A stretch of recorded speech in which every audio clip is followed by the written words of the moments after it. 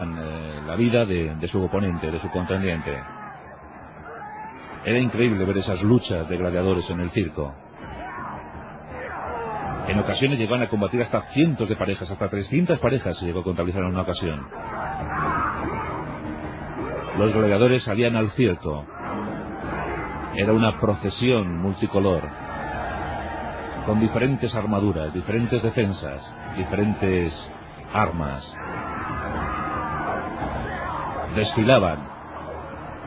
La gente aullaba, la gente cruzaba sus apuestas. Todos estaban dispuestos a ver el ritual mortuorio, el ritual de muerte. Era la gran atracción de Roma. Desfilaban ante ellos, se ejercitaban con espadas de madera.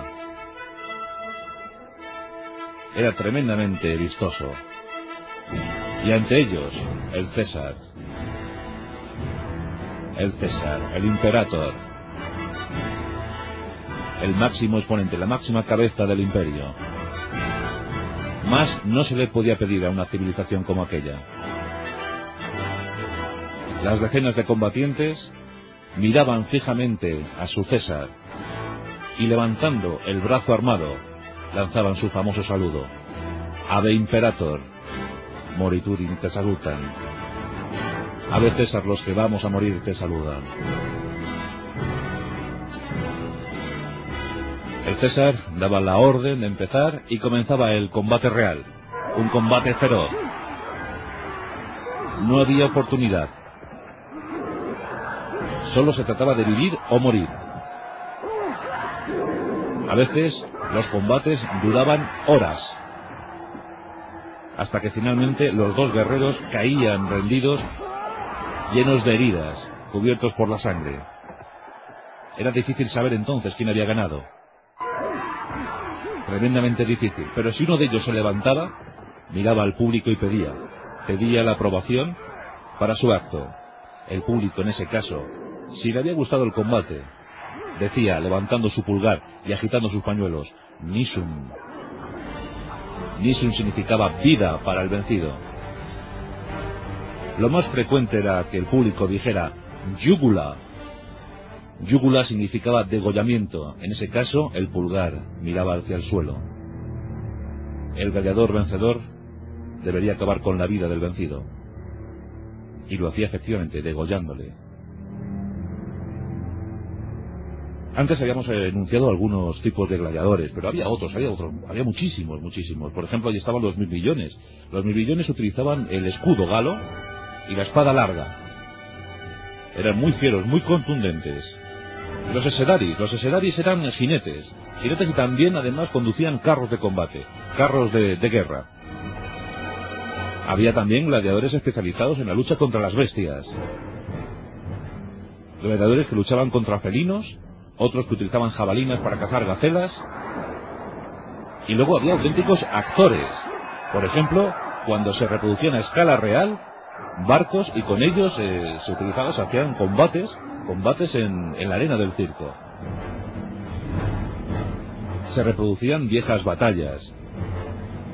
Los romanos estaban entretenidísimos, pero no solo los romanos, porque se levantaron circos y anfiteatros desde que empezó el imperio, más o menos desde finales del siglo I antes de Cristo. Se empezaron a levantar circos y teatros de piedra, no solo ya en la península italiana, sino también en las Galias, en Hispania y en el norte de África. En Grecia, por ejemplo, no gustó esta práctica. Los griegos estaban horripilados ante las luchas de gladiadores, no las soportaban. Nunca gustaron en Grecia. Pero los circos, los anfiteatros, todo era fastuoso. En el año 72 después de Cristo, Vespasiano ordena construir el mayor anfiteatro de Roma, el anfiteatro Flavio, llamado así en homenaje al linaje del emperador. El anfiteatro era tremendo, 4 alturas, dominado por las columnas dóricas, jónicas y corintias. 30.000 metros ocupaba el anfiteatro Flavio, más conocido desde entonces por el Coliseo. 30.000 metros cuadrados. En él eran capaces de albergarse unos 50.000 asistentes, 50.000 personas. Tenía un sistema de elevadores, ascensores, tenía 10 en total, en cada ascensor se podían incorporar 100 hombres. Es decir, que si se lo proponían, podían subir a las arenas en un momento 1000 hombres. 1000 hombres a las arenas del circo. Había 80 puertas, 80 entradas. Cuando fue inaugurado en el año 80 por Tito, todo el mundo estaba extasiado ante el anfiteatro, con 80 entradas, pero había dos muy curiosas. Una era llamada la de la vida, por ella salían los gladiadores victoriosos, y otra, un poquito más oscura, un poquito más retirada, era llamada la de la muerte. Por ella salían los cuerpos yermos de los gladiadores vencidos. Para ellos no había gloria. El anfiteatro fue punto de referencia para toda Roma. Años más tarde, o siglos más tarde, dijeron de él, cuando empezaron a proveerle de material, que era la mayor cantera del mundo. Al lado, cerquita, estaba el Circo Máximo, con capacidad para 100.000 personas. Y ahí, las carreras. Las vigas, trigas y cuadrigas. Vigas con 2 caballos, trigas con 3 y cuadrigas con 4. Era el delirio. No solamente los gladiadores motivaban o causaban pasión. Las carreras de cuadrigas era lo más vistoso. Ahí estaban los equipos, por lo general 4 equipos, 4 cuadrigas las que competían. Se utilizaban colores, el color azul, el color verde, el color blanco y el color rojo. Por lo general, las clases aristocráticas, las clases dominantes, utilizaban el color azul, las clases populares el color verde. Bueno, y se cruzaban sus apuestas, había auténtica jorofada, había incluso mucha convulsión entre los hooligans, porque claro, tomaban partido por unos y por otros, y siempre discutían, porque no se trataba de ir más rápido, no. Se trataba de ser más hábil, más diestro en el manejo de los caballos y de las cuadrigas de los carros.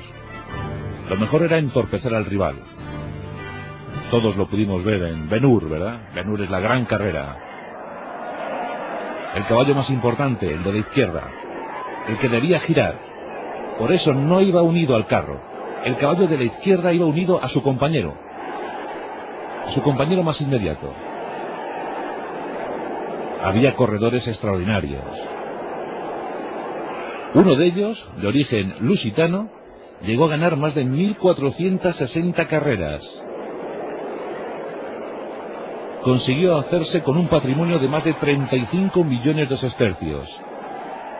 Vamos, ni siquiera juntando el patrimonio de 2 jugadores como Zinedine Zidane, podemos imaginar algo parecido. Diocles, ese era su nombre. El auriga más famoso de toda la historia, lusitano, como Viriato.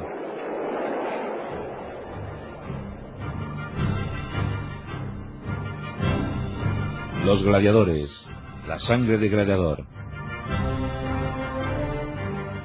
En el anfiteatro Flavio se dieron cita las luchas más terribles, por ejemplo, como aquella del año 107. El emperador Trajano llega después de su gran victoria en la Dacia. Quiere celebrarlo y proclama juegos, proclama una gran fiesta, 137 días de juegos. Se van a reunir 5.000 parejas de gladiadores, 10.000 hombres, por tanto, dispuestos a morir. Durante 137 días se estuvieron literalmente masacrando, para mayor gloria del imperio. Fue la mayor convocatoria. Por lo general, los juegos de gladiadores, los combates de gladiadores, eran organizados por el gobierno de las diferentes ciudades. También había empresarios privados que convocaban a la ciudadanía y cobraban una entrada. Cuentan que el emperador Tiberio llegó a contratar una terra de gladiadores por la cifra nada despreciable de 100.000 sestercios. 100.000 sestercios. Dilapidaban fortunas, pero es que disfrutaban enormemente. Los ciudadanos romanos, y además llegados de otros lugares de la península, hacían colas interminables para coger los mejores asientos. Llegaban con alimentos para que nadie les quitara el sitio. Una vez dentro del anfiteatro, había incluso grupos de marineros y de esclavos que desplegaban enormes telas para que no les diera el sol, para que procuraran esas telas sombra. Imaginad la situación, un anfiteatro que ocupaba 30.000 metros cuadrados. ¿Cómo debían ser aquellas telas? Aquellos velorium. Y luego había casos patéticos, es el caso del emperador Cómodo. A Cómodo lo habéis conocido en Gladiator.